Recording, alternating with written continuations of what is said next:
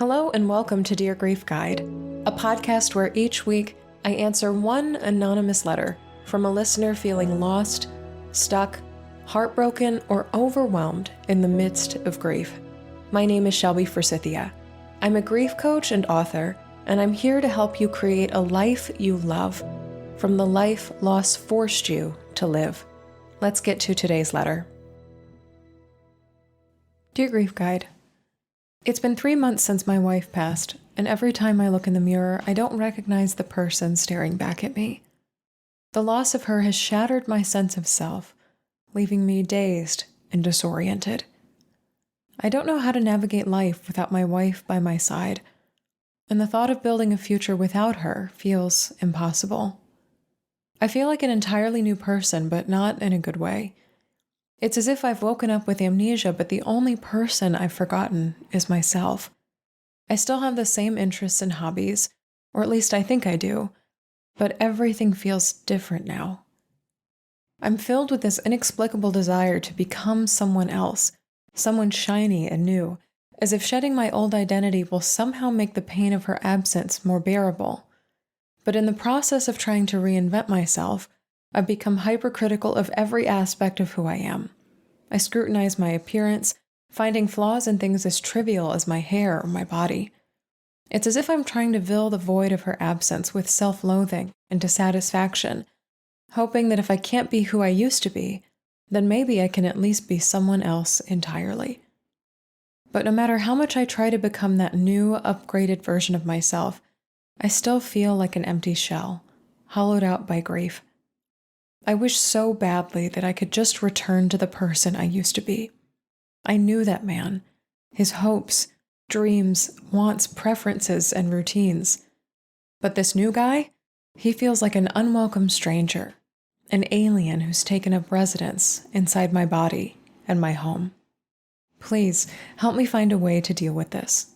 Sincerely, Man in the Mirror. Hello there, Man in the Mirror. If you haven't already put words to it, what you are grieving is not only the death of your wife, but the death of yourself as you knew him, the death of your former identity, the person that you used to be, the things that you hoped for and dreamed for and wanted, the things that you were building towards, and the self that you knew. This is one of the most unspoken and profound forms of grief, one of the biggest secondary losses that so many grieving people face that's just not talked about as much as it should be. Because when someone we love dies, not only do they die, but the person that we were with them and to them and for them, and sometimes even because of them, goes missing too. And a lot of times that version of ourselves feels irretrievable, like we can't go back into the past and put that person back together, because in order for them to exist, the person we love so much, the person we lost, needs to still be alive, and they can't. So in addition to being robbed of someone we deeply love or to whom we were deeply attached, we are also robbed of this very core, very central, very vital sense of self. It is a huge, an enormous part of grief, and your letter points directly towards it. I want to offer you a visualization that I often email to people when they're interested in working with me, and that is the visualization of life after loss being like a giant dressing room. And how I frame this in my brain is that loss strips us naked. Everything we knew before, every identity, every identifier, every article of clothing that felt like us in some way is taken away by the storm of grief, and we are plunked down in this department store of life after loss, in this dressing room of grief that we didn't ask to be in, and we certainly don't want to be in, but somehow we can't escape. And our mission there is, all right, figure out who you are now in life after loss. And there's a temptation, and I hear it in your letter, to just pick a new outfit already and go out there and be somebody new. And I sense by this reaction you have to self-criticize or to kind of pick apart your appearance, that something in you doesn't want to go there, doesn't want to be an entirely new, shiny version of yourself, because some part of that would mean forgetting. It would feel inauthentic. It's not entirely true to who you are and what you want to be right now. But I hear you. It can feel so much easier to just pick out a new outfit already and become someone new. Let grief make you somebody who takes cruises in Florida every year. You were never that person before, and yeah, I guess you're that person now. Or somebody who cuts their hair into a bob, and you've never done that before. Or maybe you grow your hair out. I remember my father grew his hair out after my mother died, and not many people liked it. But it was his divine dressing room of grief to try that on for himself and live in it for a little while. So I hear you that it can feel so much easier or so much smoother to just decide on an identity already and then go out there and try to be that person. But I think that something inside of you says, hey, that's not who we are. That's not entirely true. That's not 100% aligned, because this picking apart response is some sort of reaction to these clothes aren't comfortable. These identities aren't comfortable. What you're trying to wear, who you're going out in the world and trying to become, it is forced. It is forced out of this desire for, I just want to be done with this process already, and I hear you. And simultaneously in this dressing room, I hear in your letter this intense longing to go back. Please beam me up. Just take me back from whence I came, to my life before, to the clothes I was wearing, to the identities I knew, and to my wife. I knew who that man was. I knew what he wanted. I knew where he was going. I knew who he was in relationship and proximity to other people. I understood that person, and I desperately want to go back there. The author Brené Brown talks about, in grief, there are three major emotions. There is loss. Something I believe to be precious or important is now gone. There is longing. I am yearning to be made whole. And there is feeling lost. The three L's. I don't know how to reorient to the world when the world looks like this. And I see you, man, in the mirror, in this big old full-length mirror, in the dressing room of grief, feeling the loss of your wife. Something precious is now gone and cannot be returned to you. Longing, I want to feel whole, whether that's feeling like myself again or feeling like this new person, I'm not sure yet, but I want to feel whole and understood and comprehensible and aligned with who I am. And I see you also feeling lost. I do not know where to go from here. I need a way to deal with this. I need a path forward. And all of these are perfectly natural and normal experiences in the aftermath of loss. Each of us in our own dressing rooms of grief in life after loss are feeling these exact same things. So what do you do with them? How do you begin to move forward? How do you deal with this when you are stretched between, or you are the object in between these two worlds of, I want to go back to who I was, and I also want to become someone new?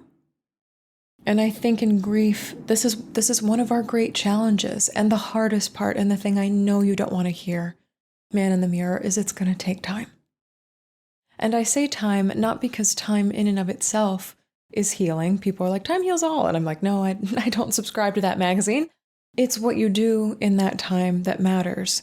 But I wonder if I could shift your perspective from being robbed of one identity and leaping into another to treating this whole experience in the dressing room as one great cosmic experiment. I want you to, and I teach this in my online course, Life After Loss Academy, so if you want to go step by step, like nitty-gritty through this, I would love to guide you there. I want you to make a list of some clothes that you were wearing before.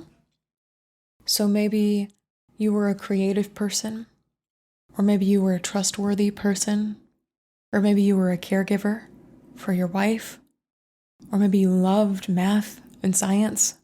I'm not sure what's true for you, but maybe a list of things that was true for you before, and look at that list and just see if any of that is still true. Are you still creative? Do you still love math and science? Is there a TV show or a movie or an artist that continues to resonate with you even now in your grief? Down to the bare bones, is your eye color still the same? Do you still drive the same car? Are you at the same address? What remains? What clothes, however small, could be the size of a pinky ring, are you still wearing? In what ways are you not entirely naked in this dressing room of grief? What are the few things that even loss did not take from you? Many people I work with mention things like creativity, like faith, like a love of being outside. For me, mine is always, I hate olives. Even grief couldn't make me love olives. I hated olives before my mother died, and I'm going to hate them till the day I die. No one can make me like an olive. Grief can never change my taste buds. And for as small as that is, my goodness, that little tattoo on my wrist of I will always hate olives, grief could not take that from me. So I was still wearing that in my own dressing room of life after loss. And then I encourage you, in all of your vulnerability, in all of your what is leftness, to wander out into this giant department store of life after loss. What else is there to try on? Who else could you be here? Not to rush and pick out a matching set to become this new fancy guy already.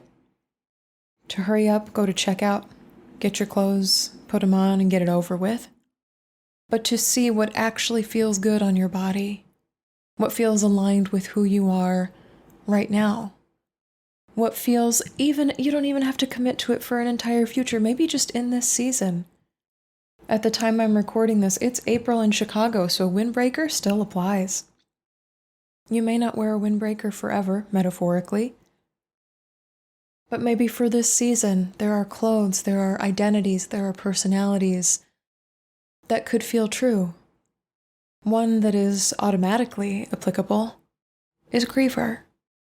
And this is not a bad or negative identity to have. It is simply true. You are a man who will forever love, miss, and remember his wife. And whatever article of clothing, whatever foundational piece that aligns with most for you, maybe it's a pair of socks, maybe it's a wristwatch, that you can put on right now and wear and know with certainty that it is true and aligned. Other things, parasailing, trying yoga, reading tarot cards, becoming a person who gets up at 6 a.m. every morning and walks to the beach. Are you that guy? Unsure. Jury's out. Try on those articles of clothing. Experiment in this life after loss and see what fits now. This is the antidote to feeling lost. This is how you reorient to the world again. You treat it like a giant cosmic scavenger hunt, one you never wanted to be on. In my first book, Permission to Grieve, I refer to it as an involuntary scavenger hunt of grief. You didn't want to be on it. You don't want to be doing it, and yet it's what you must do in order to reorient again. But something that's wonderful about this is that it eases the ache of longing, because you are slowly piecing together ways to make yourself feel whole in life after loss. And in trying on these new clothes and in choosing which ones to wear, perhaps permanently, you find ways to also honor the loss you faced and you feel. This will not happen overnight, and I know that's the part you don't want to hear. And also know that there are so many of us here with you in our own dressing rooms of grief, trying on who are we now? What are we now? What do we want now in life after loss? And just dial turning, knob turning, experimenting to see what fits now, to see what feels good, to see what's comfortable, to see what's surprising. Oh my God, maybe you look good in purple. Who knew? was never true in life before loss may very well be true now. And I guarantee you, if you look around, man in the mirror, there are others in your life who are experimenting and trying on new identities, new personalities in life after loss. I am one of them. I will always be one of them. The Community in Life After Loss Academy will be in that group as well. But I bet there are people in your personal life too, and people in the public eye, who are also reorienting to the world again after loss in their own sort of dressing rooms. Suffice it to say, you are not alone here. Your aches and your pains and your longings are entirely valid. What you want is not crazy. You just want to be through this already. I totally hear you. I just want to be done with this dang shopping trip. Get me out of this dressing room. I hear you. And also know that the time that you spend here, you will learn so much about who you are now and what you want and who grief is asking you to become. And who knows, you might even hear some responses from grief of what it wants from you, of what feels comfortable for it to wear and to be your companion in the long term. And all the ways, all the metaphorical pieces of clothing that you can put on to remember your wife so that she is carried forward alongside you, because this new version of you will be a marriage of sorts. Of the person you were in the past, the person you were with your wife, and the person you are becoming in the future, the man who remembers, the man who carries forward, the man who continues on. I have faith in you.